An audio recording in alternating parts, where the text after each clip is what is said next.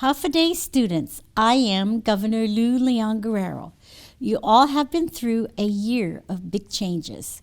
We've had to adapt and make big changes to keep our families and our island safe. But with change comes opportunity and a chance to try new things like PBS University. While Lieutenant Governor Josh Tenorio and I will continue to do our part to keep our island safe, you students have a part to play as well. Your part is to keep learning and to keep up with your lessons. That's why I am happy to see you here ready to learn with PBS University. PBS University is a way to bring a continuous educational curriculum to you while you stay safe at home during this time. To help you keep up with your studies, we asked our friends at PBS Guam and the Guam Department of Education to put together this episode. Thank you for doing your part and have a great lesson. PBS University is a program by PBS Guam and the Guam Department of Education in conjunction with public school teachers. These lessons are created to provide both parents and students with a unique educational experience while helping students to continue learning at home. PBS University, next on PBS Guam. 1, 2, 3, 4. Come along, let's sing a song. We'll have a great adventure. Today's the day, let's learn and play. We'll have a great adventure. Numbers, letters, science things, all that we can do. Help you deal with how you feel. Share with us too. It's super cool and just like school, our awesome learning adventures. So grab a friend, the fun will end. Our awesome learning adventures. Awesome learning adventures with PBS University.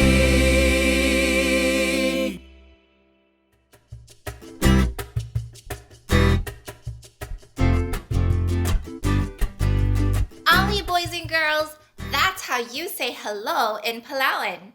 Ali. My name is Mrs. Martin, and I am your first and second grade teacher for literacy. Do you remember what your vowels are? A-E-I-O-U. That was easy, wasn't it? Your vowels are A-E-I-O-U. That's right. And so we'll focus on the long vowel sounds, which are A-E-I-O-U. And if you remember, the last couple of episodes, we have been learning all about consonant digraphs. Well, digraphs in general. Do you remember what a digraph is? Put letters together to make a new sound. That's right. 2 letters together and they make a new sound. Because I asked you about vowels, well, maybe you guessed it. We will be working on vowel digraphs today. The 2 vowel digraphs that we're going to be working on are, drum roll please, A-I and A-Y. When we use vowel digraphs, vowel digraphs, vowel digraphs. When we use vowel digraphs, we put 2 vowels together. A and I together make A, together make A, together make A. A and I together make A, A, A. A and Y together make A, together make A, together make A. A and Y together make A, Y, A. Before we move on to our lesson today, I want you to think about something, and I will reveal it at the end of this episode. Now, because we are working on AI and AY, I want you to think about a song that has the 2 consonant digraphs that we are working on today. I have a friend who wants to tell you a secret, which is really strange because he doesn't want to tell me what that little secret is. So while I go get something to drink, my friend is going to let you in on the secret. All right, everybody, here's the secret. Now, remember that Mrs. Martin is teaching you all about the vowel digraphs A-I and A-Y. I wanted to tell you how easy you can pronounce these 2 With these vowel digraphs, whatever letter is in the beginning is actually the leader, just like me. Mrs. Martin doesn't know this, but I am her leader. So I always go first. Okay, now for the vowel digraphs. Whatever letter is first is usually how you pronounce the entire digraph. So for instance, AI, what letter is first? A. Yes, that's correct. So that means that all we have to do is pronounce it as A. That's it. A. And then the next vowel digraph we're working on is AY. So remember, I told you that the first letter of these digraphs is the leader. So how do you think you would pronounce AY? A. Hey, you got it correct. Okay, I think she's coming back now. Don't tell her your little secret. I'll see you later. I don't really understand why this whole secret is so important for my friend to tell you today. Well, that's okay. Maybe you'll tell me later, right? Okay, so let's start our learning. How can you tell the difference? What was that? That is a very good question. How will you know when to use AI or AY? Well, let me tell you. AI is usually found in between some letters. For example, rain and stain.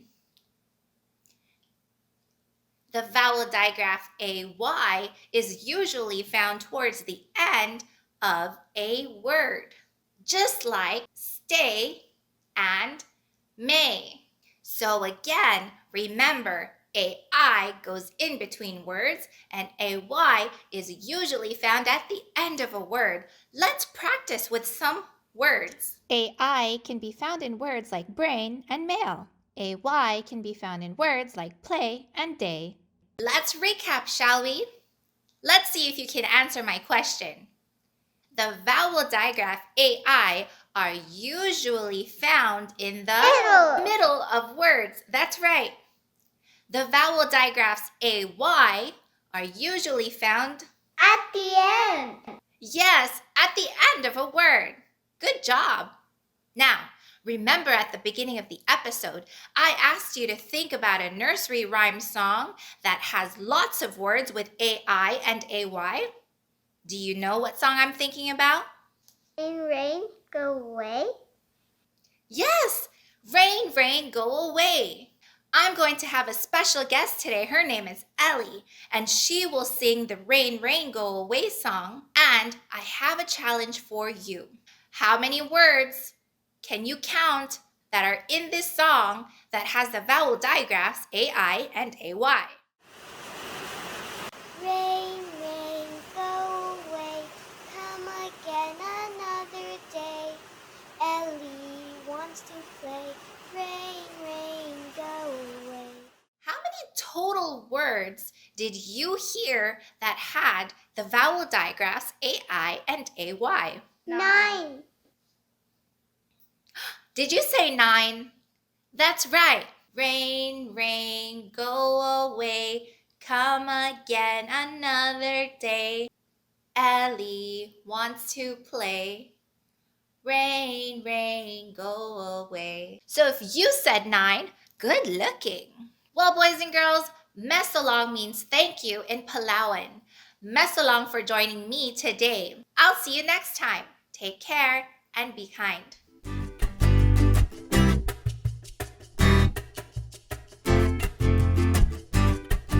Ali, friends! Ali is how we say hello in Palawan.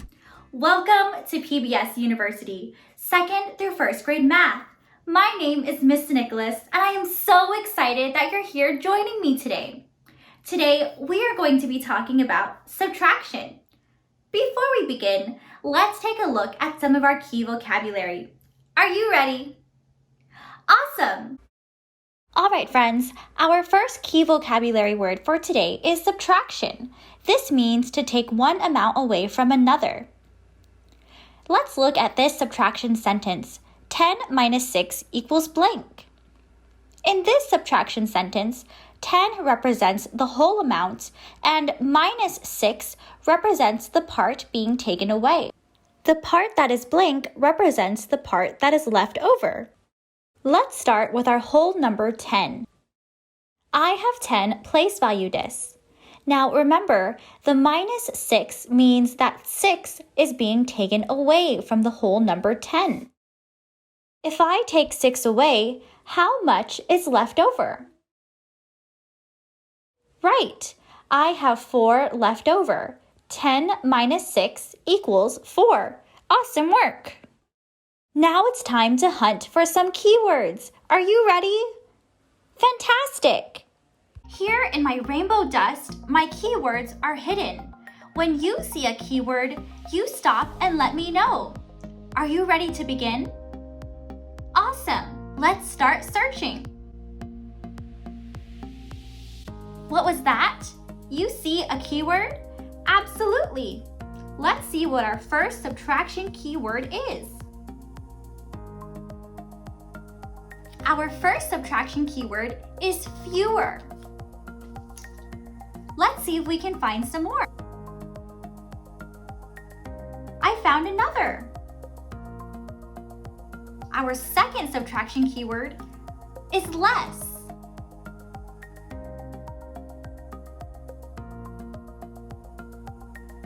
Our third keyword is minus. There is our last keyword. Let's see what it is. Our last subtraction keyword is take away. Awesome searching! Hey, Nuka, can I have some of your cookies? If I have 20 cookies and only want 8, how much would I have left? Freeze! Friends, this sounds like a subtraction sentence. Do you think we can help them? Awesome! Let's help! Our first strategy is to use something physical or manipulatives. If you don't have manipulatives at home, you can create your own. Today, I'm going to be creating my own using Play-Doh. I'm going to use my Play-Doh to create 20 pieces that I can use to help me solve subtraction sentences.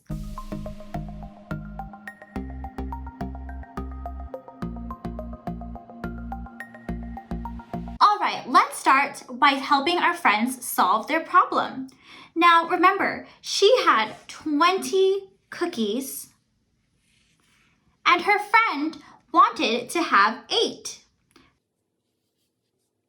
If her friend took 8 away, she would have 8 fewer than her whole amount.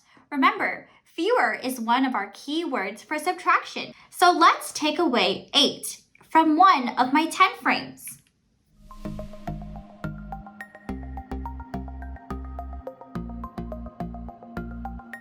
Now remember, our equal part tells us how much is left over. Let's see how much we have left over. Let's count by 2. 2, 4, 6, 8, 10, 12. 20 minus 8 equals 12. Great job, mathematicians. Our second problem is 11 minus 10. Now, here in my double 10 frame, I have my whole number of 11. If I am taking away 10, what do I know about my 10 frames? What can I do? Did you say that one 10 frame is already equal to 10 pieces? You're right. We can take away one whole 10 frame because in the 10 frame, there are 10 pieces, and we are taking away 10. If I take away that 10 frame, how much is left over? Right, 1. 11 minus 10 is 1. But, Mr. Nicholas, what if I don't have anything around the house to use? What if I only have a paper and a pencil? Well, no worries, mathematicians. For this strategy, that's all you're going to need. Our second strategy is to draw a picture. Let's try. Now for this strategy, all you're going to need is a paper and something to write with. I have my marker, so let's get started. Let's just try one problem today. 18 minus 5. Now remember, 18 is my whole number, and this is the number that I am going to start with. You can draw 18 of anything. You can even draw your 10 frames if you would like to. I'm going to go ahead and draw 18 hearts.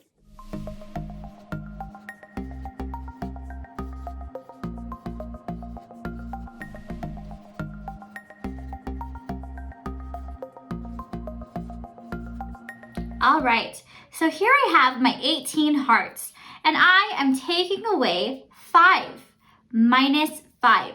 Let's cross off 5 of our hearts. Nice work. Now let's see how many we have left over. 13. 18 minus 5 is equal to 13. Great solving, mathematician. All right, mathematicians, it was so nice for you to join me today. I look forward to seeing you next week. Bye.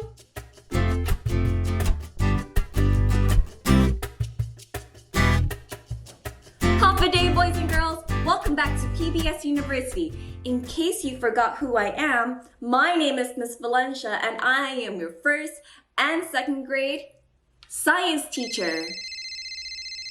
I'm so sorry, I just need to take this phone call really quick. I think it's my nephew Lex. It is. One moment. Hi Lex. What am I doing? I'm actually filming a video with our friends over at PBS University. I was wondering, maybe you and Veda, your sister, would like to help us. You would? Awesome, yes. They said they're willing to help us. Ooh, okay, so our lesson, Lex, is going to be about the importance of water. Are you ready? Okay, I can't wait for you and Veda to meet our friends. All right, see you later. Thank you for being very patient, boys and girls. That was actually my nephew, Lex. He and his little sister, Veda, are going to teach us about, you guessed it, the importance of water. Are you ready to meet them? Okay. Let's get started and let's go ahead and meet them. Come on. This is my nephew Lex. Everyone say hi to Lex. Hey Lex, what game are you playing? When Lex is not too busy playing his video games, or when he's not too busy practicing his piano, you can actually catch him outside with his little sister Veda. They like to play soccer outside. Oh, who's gonna... Woo! Go Lex! He made a goal! Great job, Veda and Lex. Now, you're probably wondering, what does playing outside and water have in common? When you're outside playing, your body tends to get really... Any guesses? Okay, I'll give you a hint. It begins with the letter S. Yes, your body tends to get really sweaty. That is why we have to drink some water in order to replace the water that our body has just lost. Boys and girls, do you know what time it is? I think it's time for a water fun fact. Let's see what our water fun fact is for today. Water fun fact. The human body is made up of approximately 60% of water. Now that's a lot of water, so we know why water is important for humans, but what about plants? Why is water important for plants? Does anyone remember our previous lesson? Yes, water is important for plants so they can grow to be vibrant and big and colorful. Let's check back in with Lex and Veda. I believe their mommy told me that they're going to be watering their papa's plants. Let's go check them. Veda, do you know what time it is? Yes, it's time to water Papa's plants. Yay! But wait! We need our gardening clothes. Ready? 1, 2, 3. Let's go water Papa's plants.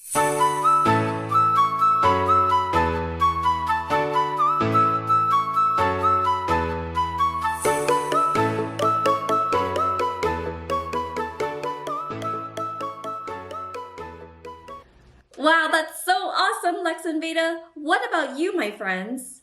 Do you guys like to help your parents or maybe even your grandparents water the plants in their garden? You do? That's so great. You know, all this talk about water is making me thirsty for a nice tall glass of lemonade with some ice cubes in it. Speaking of ice cubes, did you know that ice is basically just the frozen form of water? But where on earth can we find water? On Earth, water can be found in rivers, lakes, oceans, and ponds. These are just a few examples of where we can find water on Earth. Can you all think of any other places where we can find water here on this planet? This is a lot of information regarding why water is so important. Let's do a quick recap on why water is important for us as human beings. Why is water important for human beings? That's right, water is important for human beings because, well, we learned that the human body is made up of about 60% of water. And we drink water so we can stay hydrated. What about for plants? Why is water important for plants? That's right, water is important for plants so they can grow to be strong, vibrant, and colorful. Third, we learned where on earth can we find water. Do you all remember where we can find water on this planet? Did you say the store? Yes, we can find water at the store, but what bodies of water can we find here on Earth? Rivers, lakes, oceans, and ponds. Those are just 4 examples. Can you all think of any other places of where we can find water on Earth? Yes, that's great, boys and girls. I think it's about time to go, so go ahead and kiss your brains, my friends. Because you all did such a great job today. I'll see you back next week here at PBS University. Bye! Hafa students, welcome to PBS University.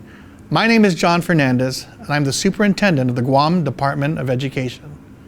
These PBS University lessons are made to help you to continue learning. The teachers here prepared fun lessons on science, character education, math, English, and more, and they made it for you, the students of Guam. We're very grateful to them for their instruction. We're also thankful for you students, parents, and guardians who are watching.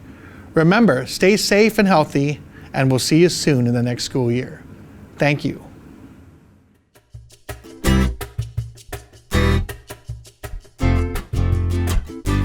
Bonjour, boys and girls. That's how we say hello in French. I'm Mrs. Pegarito, here to bring you social studies adventure for first and second graders. I was just painting a lovely picture of the Statue of Liberty. Did you know that on July 4th, 1884, the French brought the United States of America a birthday gift? That's right. The United States of America has a birthday. July 4th. Happy 4th of July! In this lesson, I can explain the importance of the Statue of Liberty. This is the awesome birthday gift given to the United States by France. The Statue of Liberty. Wow! Look how tall it is! The Statue of Liberty is a 15-story building. She doesn't really look like a building. It looks like a person. That's because the Statue of Liberty is a symbol. She represents the United States. You know where she's standing? She's standing in New York Harbor. This statue was presented to the United States, only it was presented in pieces. She was put together in the United States. The famous sculptor that created the Statue of Liberty was none other than Auguste Bartholdi. He imagined a woman holding a torch. Cool. It all started one night in Paris in 1865.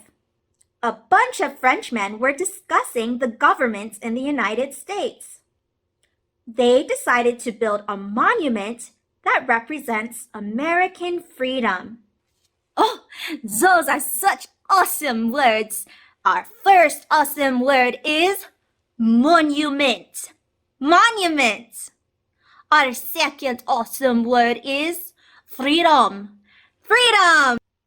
A monument is a building, statue, or sculpture that's made to keep a memory alive. What does the Statue of Liberty keep alive? The 4th of July! America's birthday! What monuments do we have in Guam? Let's go explore! Come on! Bonjour, boys and girls! We are here at Paseo Park visiting Guam's very own Statue of Liberty, which is right behind me.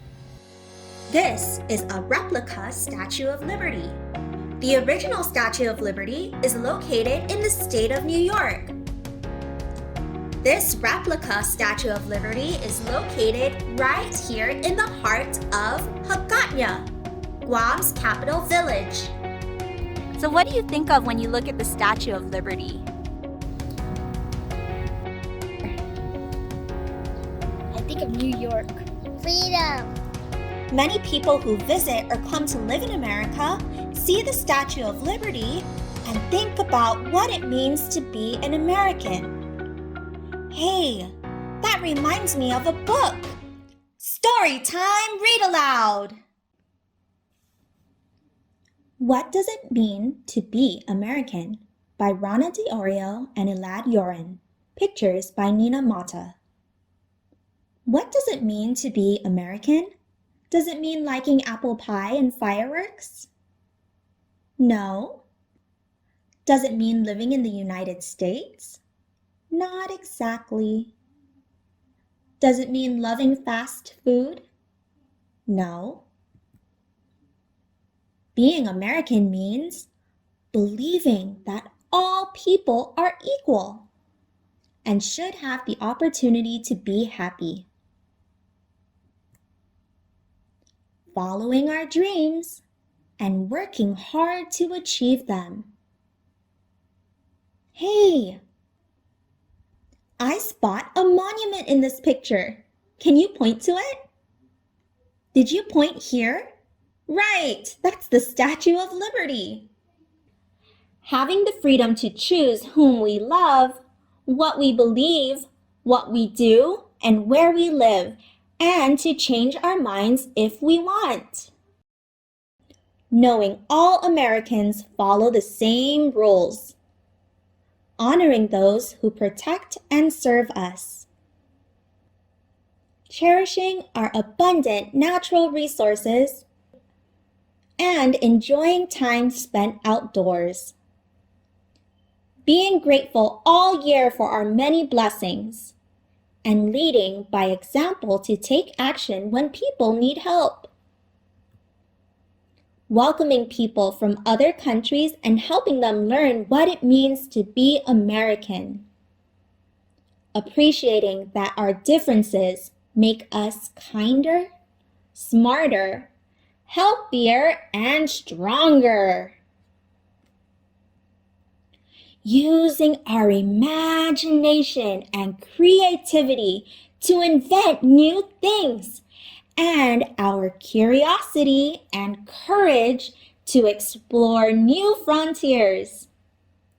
being proud of all we have accomplished, and humble about all we still need to learn. Being American means having the right to become your best self and the obligation to help others do so too. So fill your heart with love for who we are and your mind with ideas of how you, your family, and your friends can make the greatest nation in the world even better. Well, friends, I hope you had fun today learning all about the importance of the Statue of Liberty. I hope to see you next time on PBS University.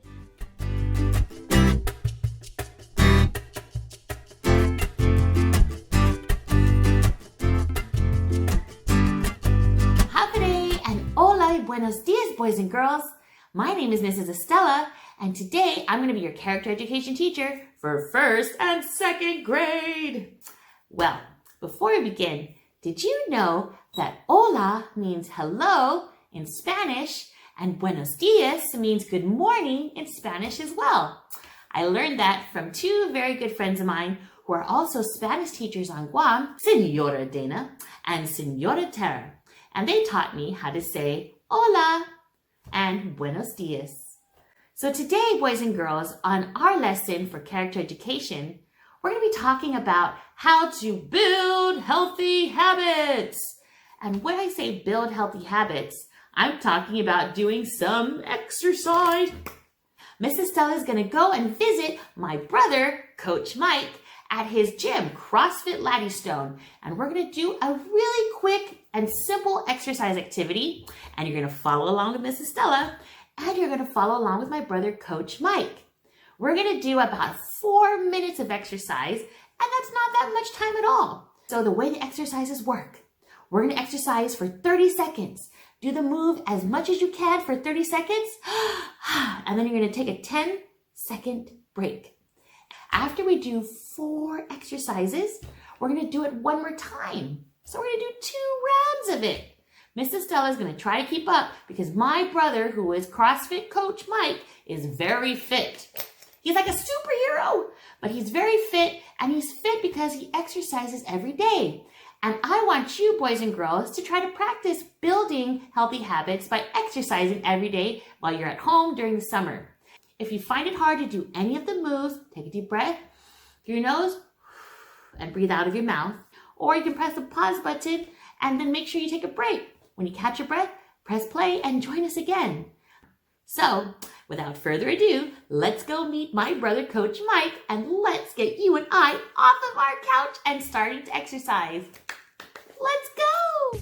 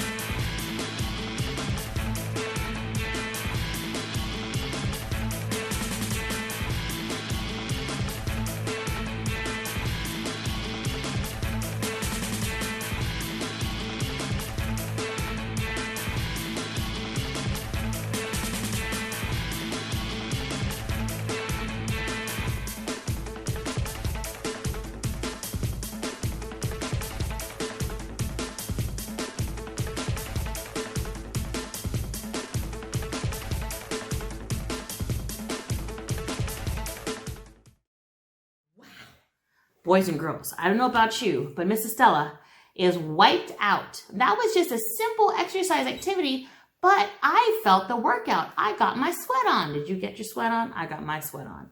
Miss Estella's got to go for now, but don't you worry, Chicken Curry. I will see you again soon in our next character education lesson. Bye for now. Adios.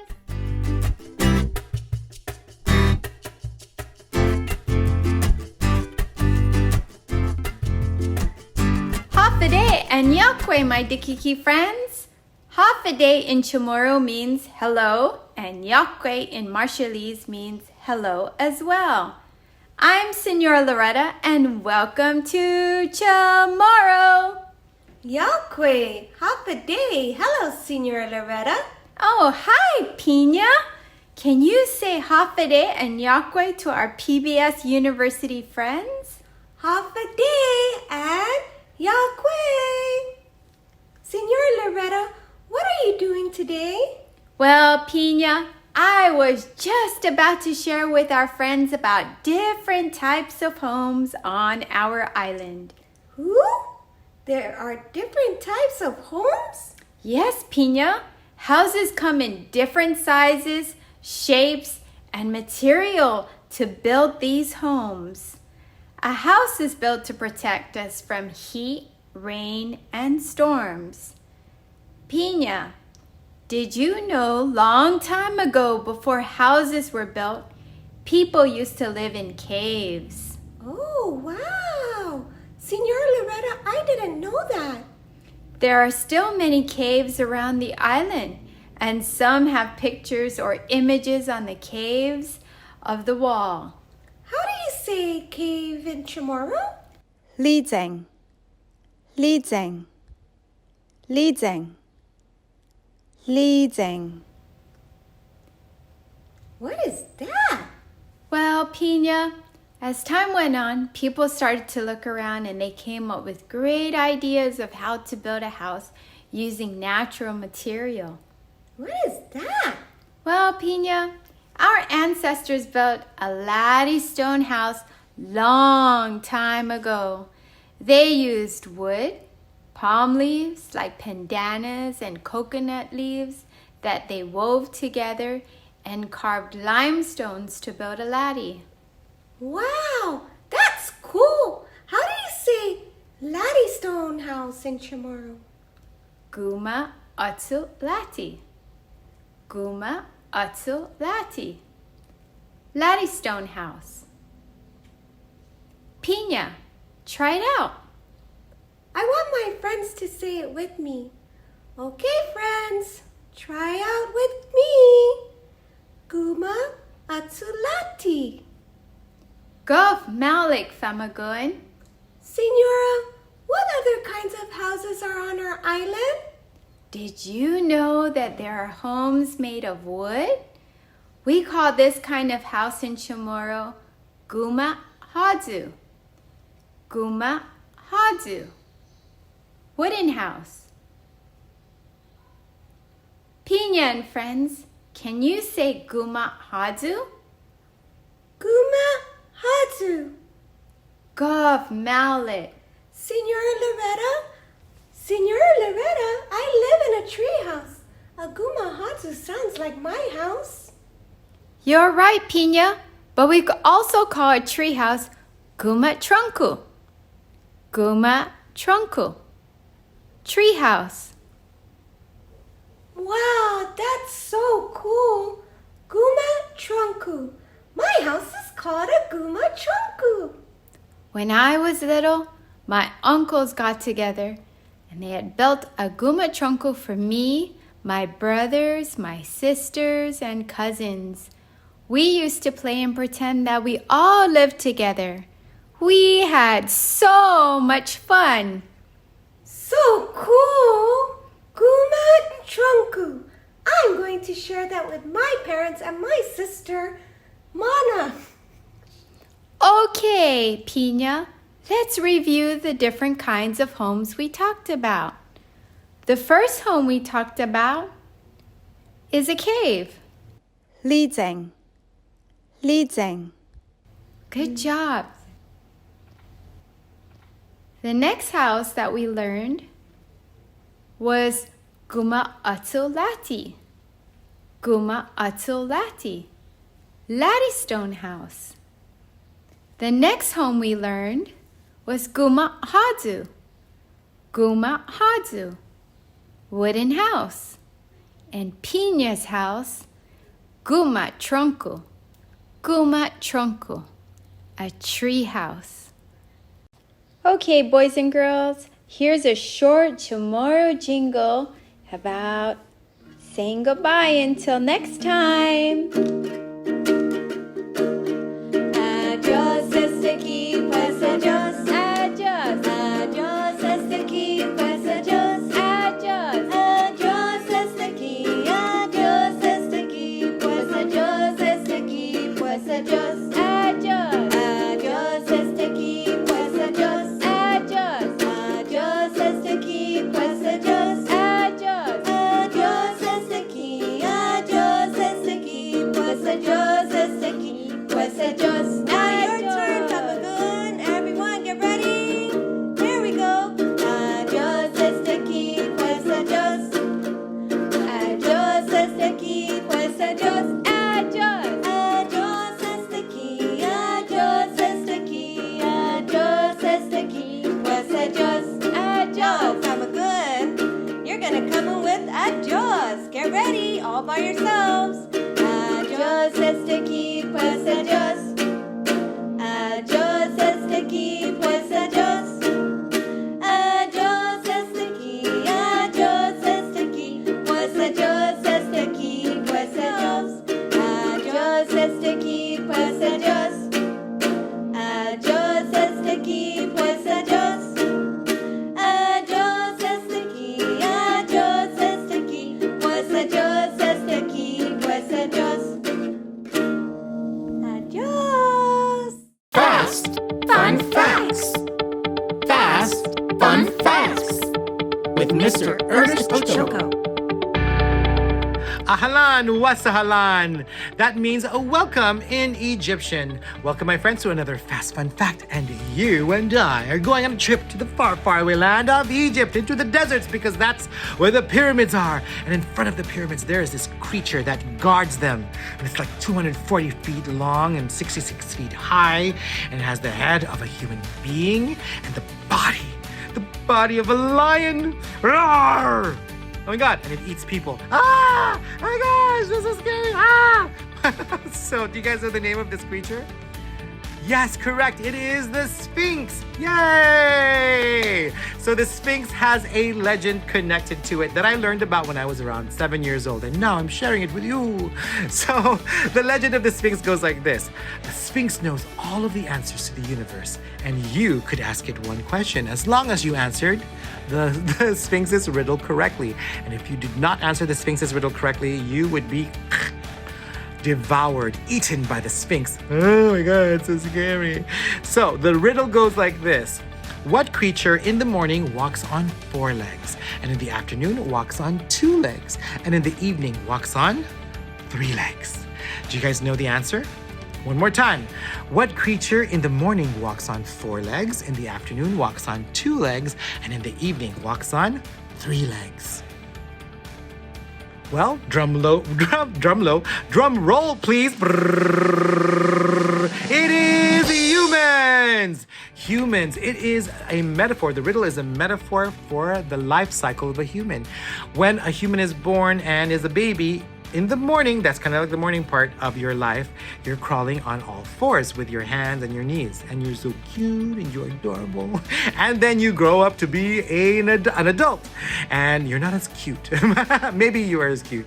But you are walking on 2 legs. And in the twilight of your life or in the evening of your life, that is when you're older. And sometimes our manamko, if you notice, they sometimes need some help walking. And sometimes you need a stick to help you walk. So that would be your 3 legs.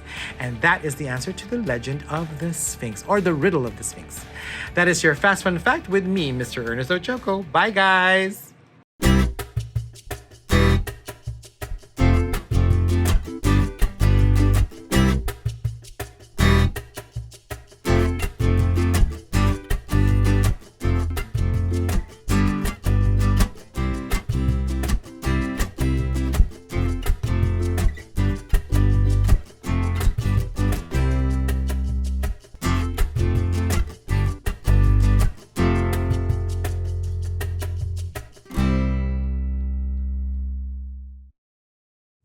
Hafa students, I'm Lieutenant Governor Josh Tenorio. For more than a year now, you all have continued to wash your hands and watch your distance from others, and you've done a really great job wearing your masks. We know your parents and guardians have helped you to make these changes to keep yourself and your community safe. As Governor Leon Guerrero said, we are happy you are here. We want you to continue to learn and sharpen your skills with the help of PBS University. This program is the result of a collaborative effort. We couldn't do it alone. I'd like to thank the teachers and support staff of the Guam Department of Education and PBS Guam for their work and their commitment to our students. I'd also like to thank you students for participating at home. To your parents, I'd like to thank you for taking an active role in your child's education. We are all eager to return to a time when all of us can share and study together in person. Until then, we hope you learned something new from this PBS University instruction.